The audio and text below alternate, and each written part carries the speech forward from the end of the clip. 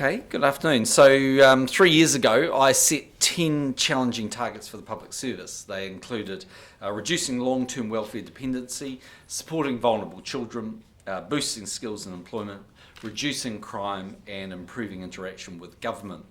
We set these targets to stretch the public service to get better results from the more than $70 billion of taxpayers' money we spend each year. We owe that to New Zealanders, many of them from vulnerable families who rely on those public services.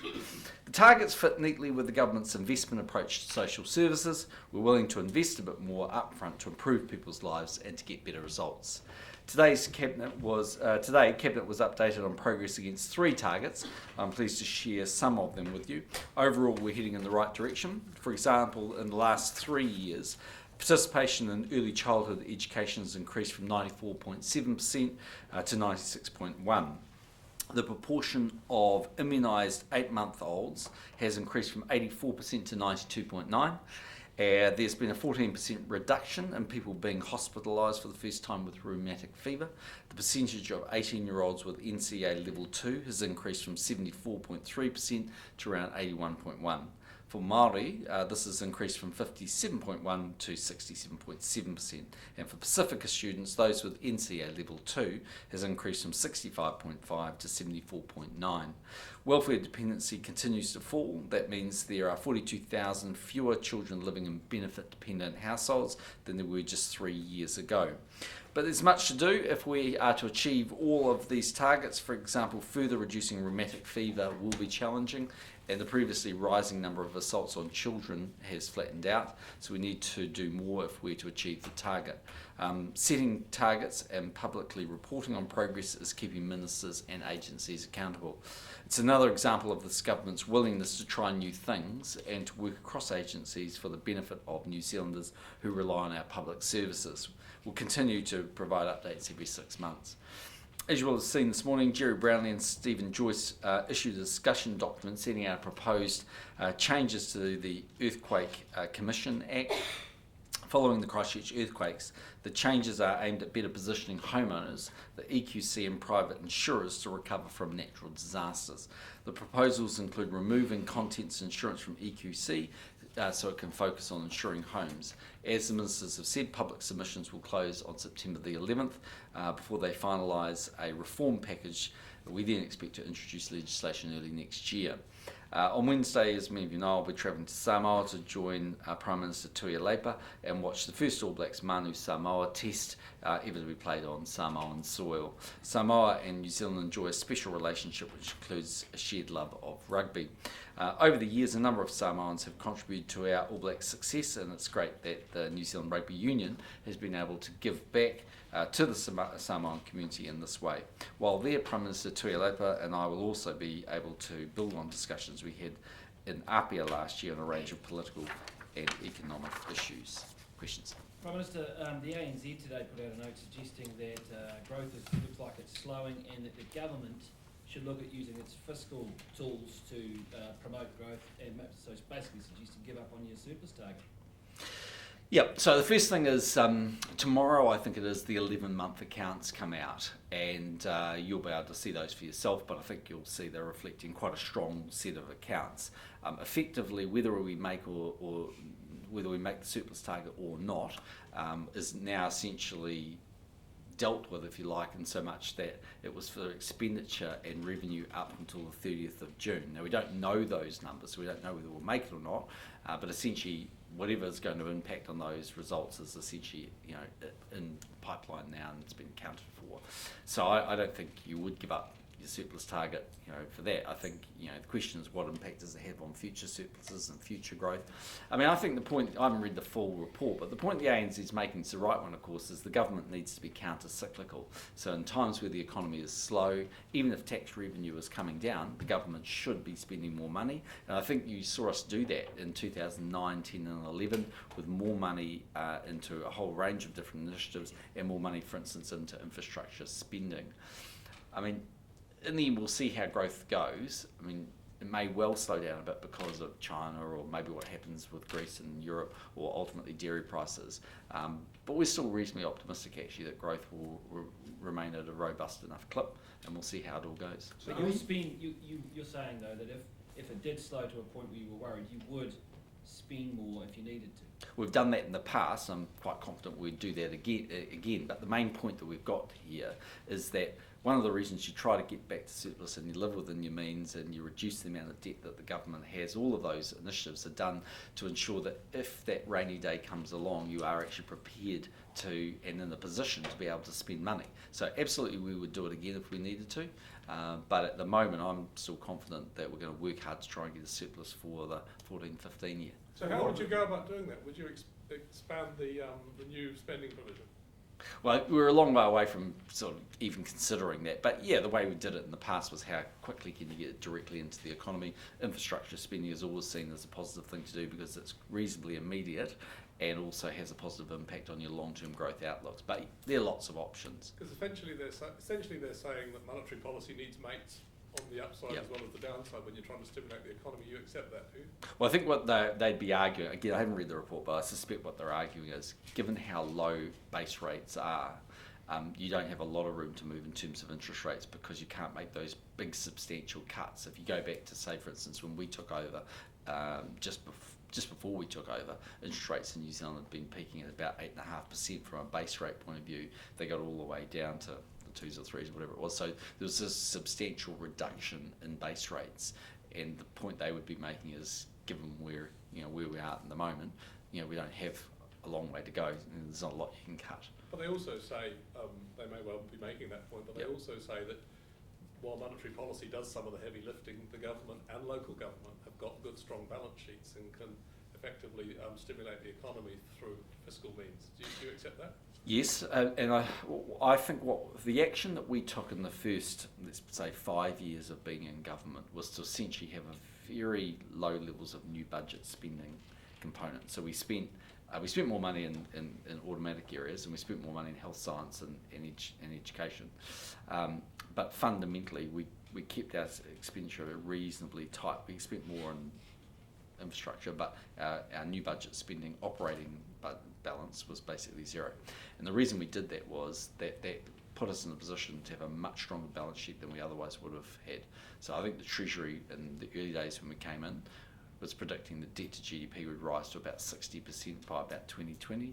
Now, of course, they're saying debt to GDP will top out at about over 26%. So are you really signalling today that if you were going to stimulate the economy through further spending, you do it on the capital side, you do it through investment in infrastructure? No, to be fair, I think I'm saying we haven't considered any of those measures. But what I am saying is that I agree with the ANZ.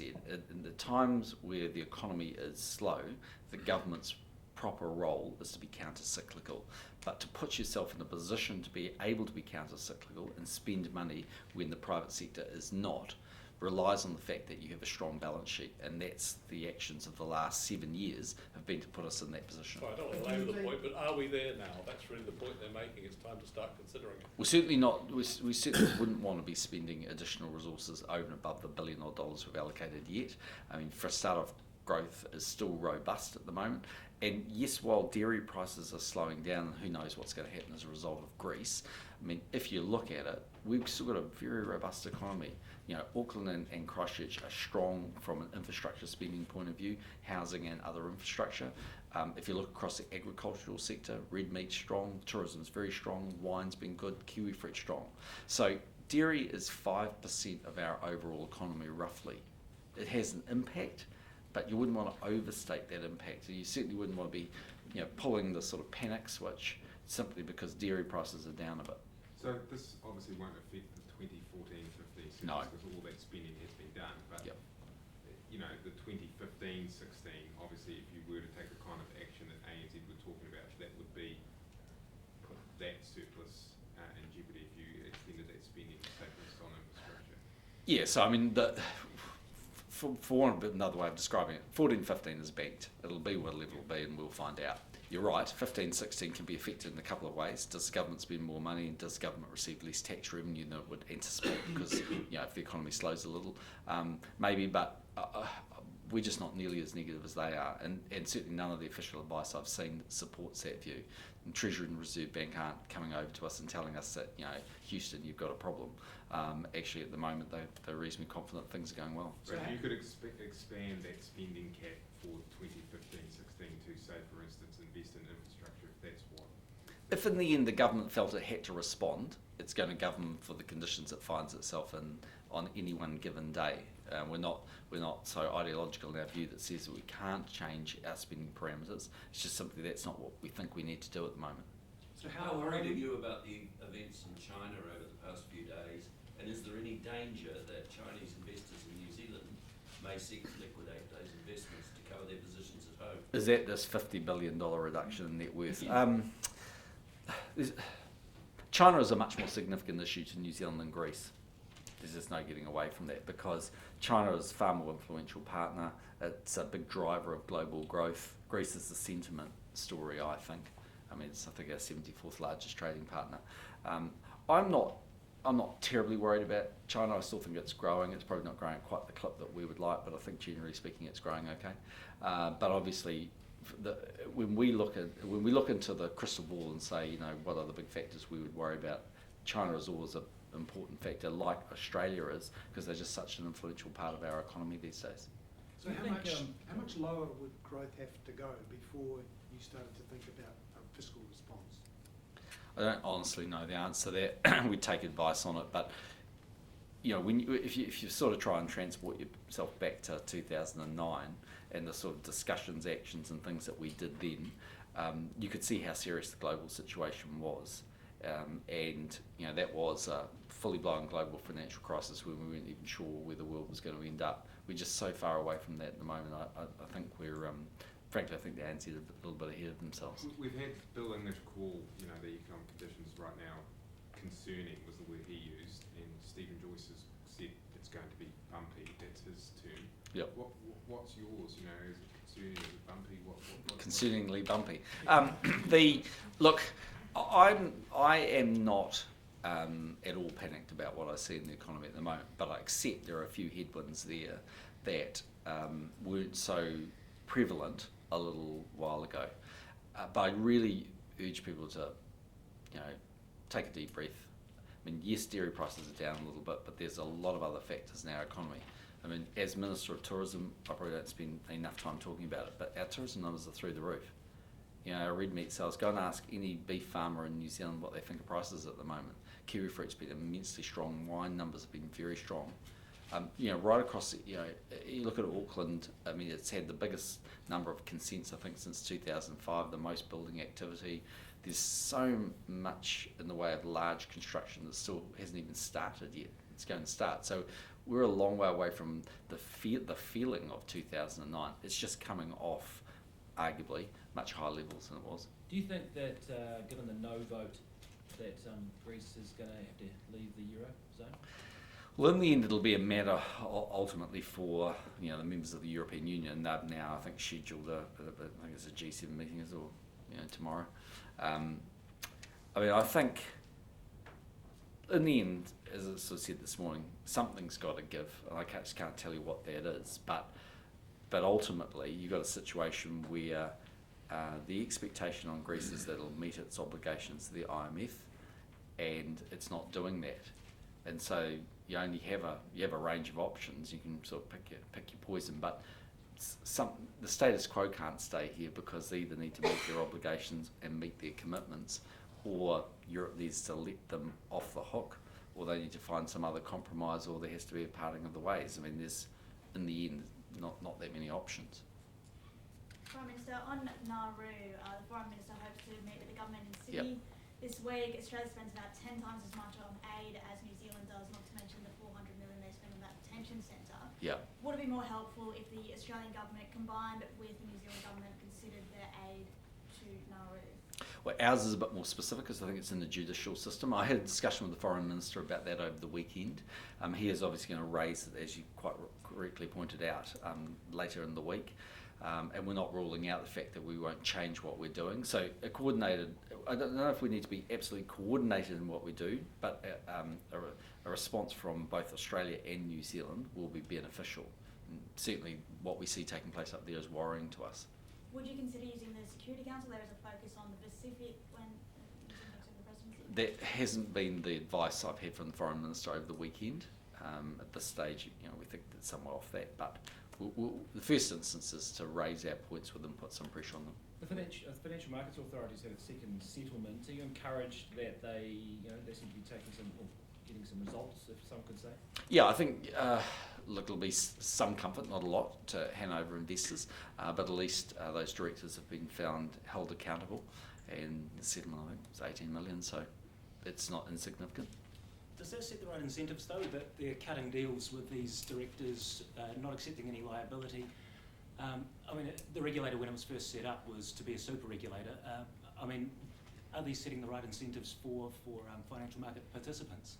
I'm a bit reluctant to sort of critique, what ultimately they decide to do, because they have, full access to all of the information, and they can model, how likely they think they'll be successful or whatever. But I think it just reflects the practicality of what was available to them. They do have very wide-ranging powers, and those powers obviously take, someone along the line to take criminal action if and when a case can be decided. But I think it is also appropriate those financial penalties are there. Have we learnt the lessons from the era of the finance companies that caused so much pain for a lot of investors? We're much better regulated now. I think that's the big difference. Those finance companies essentially sat outside the level of regulation that they currently have, and that would at least help. But is there risk? There's just always risk that a financial institution offers much higher interest rates than other financial institutions, and people just don't understand the level of risk that they're undertaking. Some might argue that the Auckland housing market's got a little bit of a look about it, where people are flooding in for investments. Well, that's why I always try and say to people that it's not always just a one-way bet. That people just need to be conscious of the fact. Look, if you take dairy prices as a good example, you can roll the clock back to about a year ago, but I think there were plenty of people running around when the payout was $8.40 saying this is going to go on forever. Now we're down at $4.40 and people are saying it's kind of the beginning of the end. Truth is that commodity prices, exchange rate, asset prices, they all move around a bit. The big lesson I think for any investor though is to take advice, and if something looks too good to be true, it probably is. You said last year that currency could get to 65 cents. We're almost there now. I saw you quoting me on the weekend. I was very grateful that you noted that down. I look forward to Mr. Dan playing his footage he's got in the can at some point just to vindicate that prediction. Although I do get slapped around when I say something. It goes under though. Well, it may well go under, either way. So does it look about right now? Oh, look, I think at the time actually the real question you asked me was what's the equilibrium rate for New Zealand. I just said, look, the Goldilocks rate's probably considerably away from where we are. I don't know. I think one thing I do think is that those external stabilising factors, if you like, exchange rates, interest rates, they do provide a very important function in keeping our economy in check. If you're an exporter, for instance, to Australia, it wasn't that long ago we were, literally at parity. Now it's say 88, 89 cents. Life is a lot easier at 88, 89 cents. Even for for many other exporters, obviously in US dollars, life is vastly different at 68 cents or 69 cents than it was at say 88 cents. So we just need that floating exchange rate to provide that buffer, if you like, really, really important part of the stimulus. Will it make life harder for consumers? Yeah, a little bit at the margins. Obviously, potential risk is imported inflation, also high prices for some of the things that we just can't avoid importing, and that everyday consumable items that you just simply need. Petrol being a good example of that. Prime Minister, are you concerned about this cashed out charter school funding model, given that millions of dollars aren't actually being spent on their intended purpose, and instead incur an interest in the bank? I haven't had a really good look at it, so to sort of preface it by simply saying that I suspect that there are timing issues in terms of what they're doing, because we pay essentially on students that are there, and we pay sometimes on the establishment, which is equivalent establishment costs that we anticipate a normal state school would wear. So if it's sitting cashed up, I suspect because it's waiting for those investments to be undertaken. But really need to ask Kiki Parata. If that collapsed in the meantime, would the government have, of course, wouldn't be able to get that money back, or would it have no recourse? There are legal contracts that are established, and it would depend on the contract. Just with Iraq, have there been, in Australia they're talking about talks with the US about their role evolving. Is that similar? Are those similar talks being held between us and the US? Not that I'm aware of. I mean, you'd have to ask the CDF whether there are discussions with him, but or the minister's office, but not with me. Right. So there's no sense that their role they're in might be fluid and could change over time. Well, it's probably the opposite. I've tried to be as clear as I can be. That I think we're in Taji for 2 years. We're undertaking that function. It's the right thing for us to do, in my view. But there's a very finite time period, and there's a very finite set of activities I want our people engaged in. Will you discuss issues like that with the United States Admiral that is... Harry Harris, I'm seeing him after this. I've no doubt there'll be just sort of general discussion on what's happening there. He's the new Admiral for PACOM, I think, so we'll have a bit of talk to him about his activities and what's happening. Just can I just ask you about another thing? Yep. Your trip to Samoa for the rugby game. Are you Yep. taking over some rugby balls or something? I think, funny enough, my office asked me if I don't want to get in front of Labour's announcement, but it's nothing really to do with us. They just advised me. But my understanding is that someone produced a whole lot of rugby balls. They had a spelling mistake in them, so they couldn't use them. Labour were aware of it, and they've organised the balls to be taken to Samoa to be given away. But it's really nothing to do with me. Did Cabinet sorry? Other than it's on the 757. That's it. Yeah. Did Cabinet discuss the Resource Management Act changes today, and are you going to split it into 2 bills? Cabinet didn't discuss it. Cabinet Committee? Cabinet Committee did discuss it. No, I don't think we're going to split it into 2 bills. What's happening at the moment, if I was to sort of cut to the chase, is that we need to get PCO to draft the bill, because to actually see whether our partners will support it, they are saying, look, you need to actually show me the drafted legislation. So what we're really doing at the moment is, outside of a sort of more broader discussion, really getting in the position where PCO can draft it. That's months away, really, or it takes a few months to do that. Then we'll be in a position to either have a discussion with our partners, talk about what the bill might look like, or what you want to do with that. At this point, it's one bill, and essentially consider whether we'd have an exposure draft or not.